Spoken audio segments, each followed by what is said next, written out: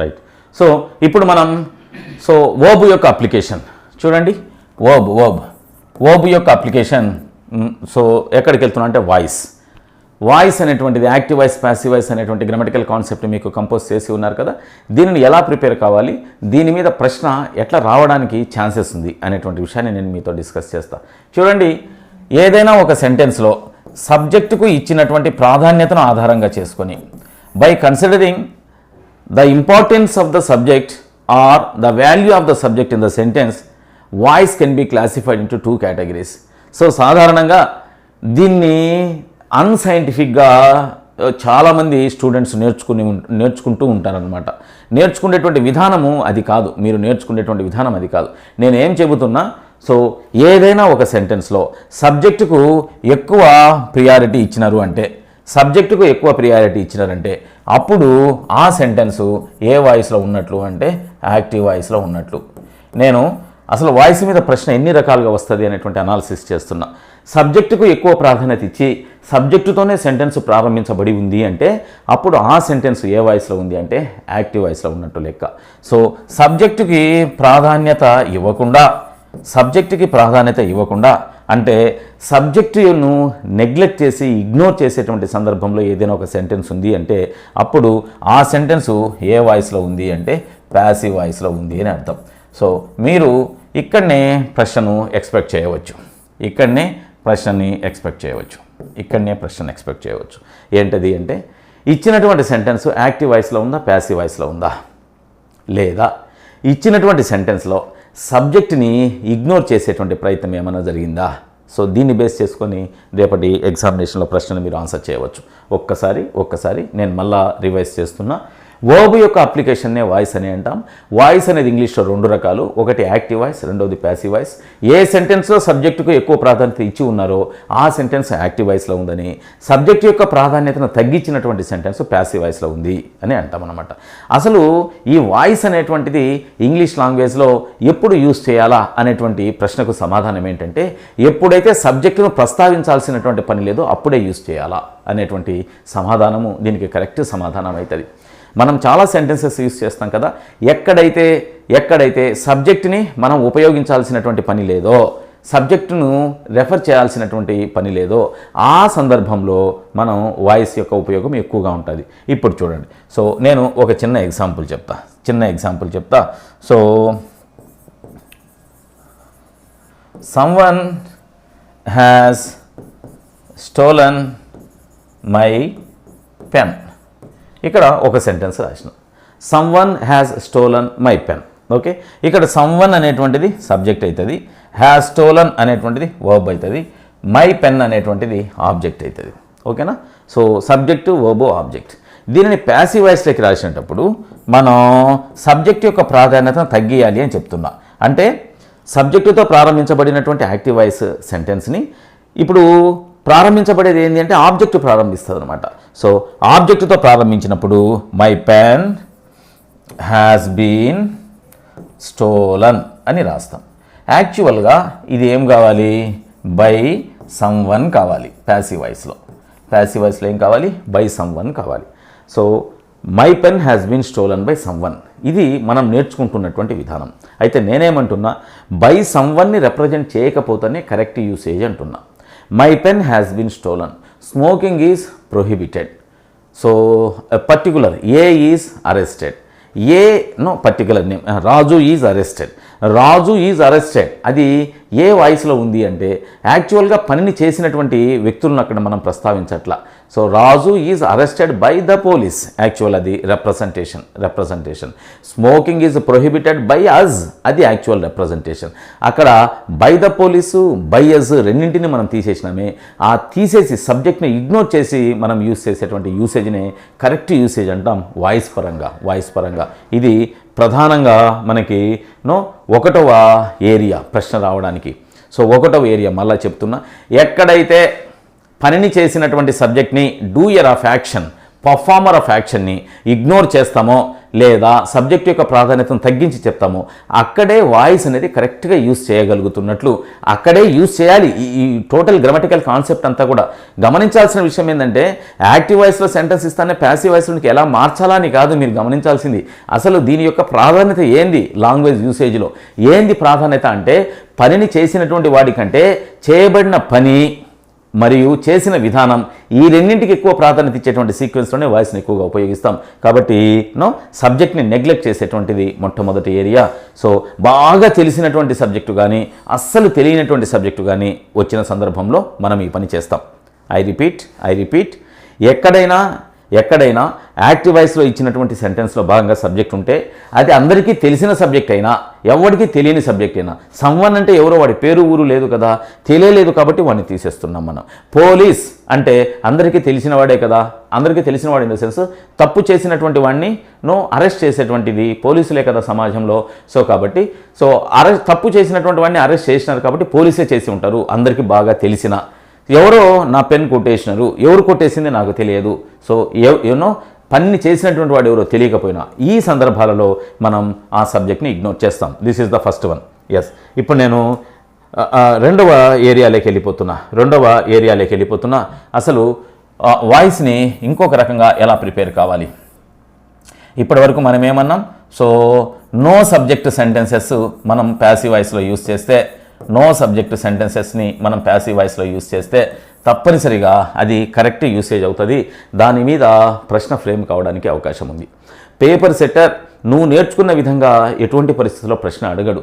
అవసరమైన విధంగా పిల్లలకి చెప్పడానికి అవసరమైన నాలెడ్జ్ మీకుందా లేదా చెక్ చేయడానికి అడుగుతాడు. కాబట్టి జాగ్రత్త. సో ఇది మొదటి ఏరియా. రెండవ ఏరియా నేనేం చెప్తున్నానంటే, so active verb passive verb. So ఈ రెండు వర్బ్స్ని మీరు ప్రత్యేకంగా డిస్కస్ చేయాలి. అంటే యాక్టివ్ వాయిస్ సెంటెన్స్లో ఉండేటువంటి వర్బ్ని యాక్టివ్ వర్బ్ అంటాం, ప్యాసివ్ వాయిస్ సెంటెన్స్లో ఉండేటువంటి వర్బ్ని ప్యాసివ్ వర్బ్ అని అంటాం. సో ఈ రెండింటిని ఐడెంటిఫై చేయాలి. చూడండి, ఇంగ్లీష్ లాంగ్వేజ్లో టోటల్గా ఎన్ని టెన్సెస్ ఉన్నాయి అంటే 12 టెన్సెస్ ఉన్నాయి. వాటిని స్ట్రక్చర్స్ అనే అంటాం మనం కదా. 12 రకాల స్ట్రక్చర్స్ ఉన్నాయి. ఈ 12లో యాక్యురేట్గా ఎగ్జాక్ట్గా ప్యాసివ్ ఫామ్ని చెప్పడానికి ఉపయోగపడేటువంటి సెంటెన్సెస్ ఎన్ని ఉంటాయంటే 8 ఉంటాయి. ఇక ఎగ్జాక్ట్గా ప్యాసివ్ వాయిస్ను ప్యాసివ్ ఫామ్ను చెప్పలేనటువంటి ఆ 4 టెన్సెస్ ఏంటి అంటే present perfect continuous tense, past perfect continuous tense, future perfect continuous tense and future continuous tense. 3 perfect continuous టెన్స్లు, 3 పర్ఫెక్ట్ కంటిన్యూస్ టెన్స్లు, ఒక continuous tense. So present, past, future perfect continuous టెన్స్లు, ఒక future continuous. So వీటికి మనం exact చెప్పలేం. ఒకసారి నెట్లో అడిగినాడు, సో ప్రజెంట్ పర్ఫెక్ట్ కంటిన్యూస్ టెన్స్లో ఒక సెంటెన్స్ ఇచ్చి దీనికి అప్రాక్సిమేట్ ప్యాసివ్ ఫామ్ని ఎక్స్పెక్ట్ చేయండి అన్నాడు. అప్రాక్సిమేట్గా ఎక్స్పెక్ట్ చేయవచ్చు మనం. అయితే ఎగ్జాక్ట్గా చెప్పడానికి ఆ 4కి ఉపయోగపడదు, 8కి మాత్రమే ఉపయోగపడుతుంది. So right. సో ఇక్కడ నేను ఒక వర్బ్ రాస్తున్నా, ఏంటది రైట్ రాస్తున్నా. రైట్. సో రైట్ కానీ రైట్స్ కానీ ఇవి ఏ టెన్స్ని ఇండికేట్ చేస్తాయి అంటే సింపుల్ ప్రజెంట్ టెన్స్ని ఇండికేట్ చేస్తాయి కదా ఈ వర్బ్ ఫార్మేట్ ఉంటే. సో ప్యాసివ్ వర్బ్లో యామ్ కానీ ఈజ్ కానీ ఆర్ కానీ వచ్చి రైట్కి 3వ రూపమైనటువంటి రిటర్న్ వస్తుంది. దీనిని ప్యాసివ్ వర్బ్ అని అంటాం. యాము, ఈజు, ఆర్ను డిసైడ్ చేసేది. సో దీని ముందు వైపున ఉండేటువంటి ఆబ్జెక్ట్ డిసైడ్ చేస్తుంది. వెనక వైపు నుంచి ఆబ్జెక్ట్ ముందు వైపున రాస్తాం కదా, అది డిసైడ్ చేస్తుంది. అది ఐ అయితే యామ్ అవుతుంది, అది సింగులర్ అయితే ఈజ్ అవుతుంది, అది ప్లూరల్ అయితే రాసినటువంటి ఆబ్జెక్ట్ ప్లూరల్ అయితే ఆర్ అవుతుంది. సో చివర V3 పాస్ట్ పార్టిసిపల్ ఫామ్ ఉంటుంది. సో దీన్నేమో యాక్టివ్ వర్బ్ అంటాం, దాన్నేమో ప్యాసివ్ వర్బ్ అని అంటాం. నెక్స్ట్ రెండవది, ఒకవేళ ఇక్కడే రోట్ ఉన్నిందనుకోండి, సో అక్కడికి వెళ్తే వాస్ కానీ వర్ కానీ ముందు పక్క వచ్చి ఆ తర్వాత రిటర్న్ వస్తుంది. ఓకేనా. సో ఇది యాక్టివ్ వర్బ్, అది ప్యాసివ్ వర్బ్. ఎస్. సో దీని మీద గతంలో తెలంగాణ టెట్ ఎగ్జామినేషన్లో ప్రశ్న అడిగి ఉన్నాడు. So which of the below is a passive verb అని అడిగినాడు.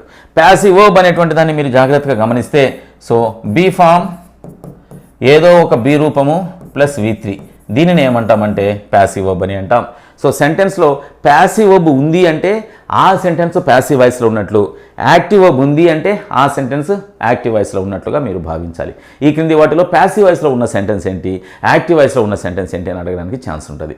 మీకు ఎందుకు నేను మొదట సబ్జెక్టు లేనటువంటి సెంటెన్సెస్నే మనం ప్యాసివ్ వాయిస్లో యూస్ చేస్తామని చెప్పాల్సి వచ్చిందంటే, చిన్నప్పటి నుంచి మనం ఏం నేర్చుకొని పెరిగినామంటే, ఏ సెంటెన్స్లో బై ఏజెంట్ ఉంటే అంటే బై ప్లస్ పని చేసినటువంటి వాడు చివర ఉంటే అది ప్యాసివ్ వాయిస్లో ఉంది అని నేర్చుకొని పెరిగినాం.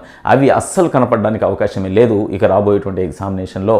సో గ్రామేరియన్స్ చేసేటువంటి అప్డేషన్స్ మీద అవగాహన లేకపోతే తప్పనిసరిగా మనం ఒక బ్యాడ్ ఎక్స్పీరియన్స్ అవుతుంది ఎగ్జామినేషన్ హాల్. సో కాబట్టి కొంచెం జాగ్రత్తగా ఉంటే సరిపోతుంది. ఓకే, సో ఇది రెండవ area. So active voice, passive వాయిస్లో ప్రశ్న రావడానికి అవకాశం ఉండేటువంటి రెండవ ఏరియా. ఇక మూడవ ఏరియా ఏంటి అంటే, సో ఏ వాటికి యాక్టివ్ వాయిస్, ప్యాసివ్ వాయిస్ ఉంటుంది అనేటువంటి విషయాన్ని మీరు తెలుసుకోవాలి. సో యాక్టివ్ వాయిస్ నుంచి ప్యాసివ్ వాయిస్లోనికి మనం మార్చాలి అంటే, సో 8 స్ట్రక్చర్స్ని మాత్రమే ఎగ్జాక్ట్గా మార్చగలం, 4ని అసలు మార్చలేము అంటున్నా. సో పర్ఫెక్ట్ కంటిన్యూస్ టెన్స్లు ఒక 3, పర్ఫెక్ట్ కంటిన్యూస్ టెన్స్లు ఏంటేంటివి? So present, past and future. So ఈ మూడింటికి కూడా మనకు ఏముండదు అని అంటే ఎగ్జాక్ట్ ప్యాసివ్ ఫామ్ ఉండదు. ఇంకొకటి కంటిన్యూస్ టెన్స్, ఒక కంటిన్యూస్ టెన్స్ ఫామ్ కూడా ఏంటది అంటే ఫ్యూచర్. ఓకే, రేపటి మీ ఎగ్జామినేషన్లో ఇచ్చినటువంటి సెంటెన్స్కు ప్యాసివ్ ఫామ్ని కనుక్కోండి అని అంటూనే మీరు వెంటనే ప్యాసివ్ ఫామ్ను కనుక్కుండే ప్రయత్నం చేస్తారో తప్పితే అసలు ఇచ్చిన సెంటెన్స్కి ప్యాసివ్ ఫామ్ ఉంటుందా ఉండదా అనేటువంటి ఆలోచన చాలామంది స్టూడెంట్స్ చేయరు. అందుకే నేనేమంటున్నా, ఒక సెంటెన్స్ ఇచ్చినప్పుడు దాన్ని వర్బ్ దగ్గరికి వెళ్ళి అది యాక్టివ్ వర్బా ప్యాసివ్ వర్బా అని చూసి, యాక్టివ్ వర్బ్ ఉంటే యాక్టివ్ వాయిస్, ప్యాసివ్ వర్బ్ అంటే ప్యాసివ్ వాయిస్. ఒకవేళ ప్యాసివ్ వర్బ్ ఉంటే దాన్ని యాక్టివ్ వాయిస్లోకి మార్చాల్సినటువంటి పని ఉంటుంది, యాక్టివ్ వర్బ్ ఉంటే దాన్ని ప్యాసివ్ వాయిస్లోకి మార్చాల్సినటువంటి పని ఉంటుంది. అయితే ఇక్కడ మీరు గమనించాల్సింది ఏంటి అంటే, ప్రజెంట్ పర్ఫెక్ట్ కంటిన్యూస్ టెన్స్ అంటే హ్యాస్ లేదా have been plus V4, past perfect continuous had been plus V4, future perfect continuous will have been plus V4. ఈ రూపాలు ఉన్నప్పుడు వాటికి ఎగ్జాక్ట్ ప్యాసివ్ ఫామ్ ఉండదు అని తెలుసుకోండి. సో ఫ్యూచర్ కంటిన్యూస్ అంటే B ప్లస్ V4. సో ఈ రకమైనటువంటివి మనకి కనపడినవి అంటే ఎటువంటి పరిస్థితుల్లో వాటిని ఎగ్జాక్ట్ ప్యాసివ్ ఫామ్లోనికి తీసుకుపోలేం. ఇది మూడవ ఏరియా. ఇచ్చినటువంటి సెంటెన్స్కి టప్పమని మీరు ప్యాసివ్ వాయిస్ ఏదో ఒకటి చెప్దామనేటువంటి ప్రయత్నంలోకైతే వెళ్ళగాకండి. ఇక నాలుగవ ఏరియా అని ఏంటి అంటే, ఇంగ్లీష్ లాంగ్వేజ్లో సబ్జెక్టు వర్బు తర్వాత ఆబ్జెక్టు ఉన్నటువంటి కొన్ని సెంటెన్సెస్ ఉంటాయి, ఆబ్జెక్టు లేనటువంటి కొన్ని సెంటెన్సెస్ ఉంటాయి. సబ్జెక్టు వర్బు తర్వాత ఆబ్జెక్టు కలిగిన సెంటెన్సెస్ కొన్ని ఉంటాయి, ఆబ్జెక్టు లేనటువంటి సెంటెన్సెస్ కొన్ని ఉంటాయి. చూడండి, ఇక్కడ ఈ వర్బ్కు ఇది ఆబ్జెక్ట్ అవుతుంది కదా, అంటే వర్బ్కు ఆబ్జెక్టు కలిగిన సెంటెన్సెస్ కొన్ని, వర్బ్కు ఆబ్జెక్టు లేనటువంటి సెంటెన్సెస్ కొన్ని.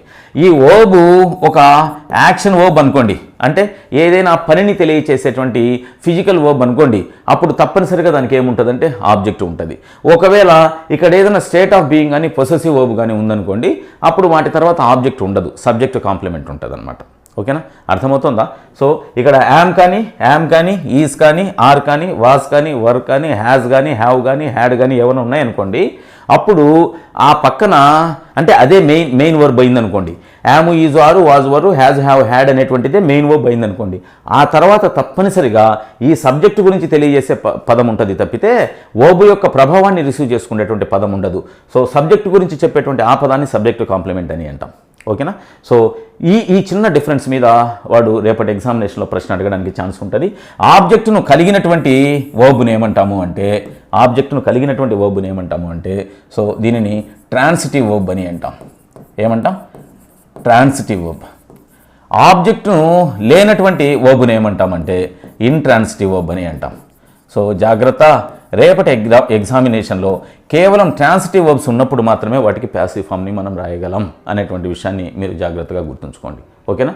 సో ప్యాసివ్ ఫామ్ను ఆబ్జెక్ట్ లేనటువంటి వాటికి ఎటువంటి పరిస్థితుల్లో అంటే ఇంట్రాన్సిటివ్ వర్బ్స్కి ప్యాసివ్ వాయిస్ ఉండదు. ఓకే, సో ఈ 4ంటిని మీరు జాగ్రత్తగా గమనించండి.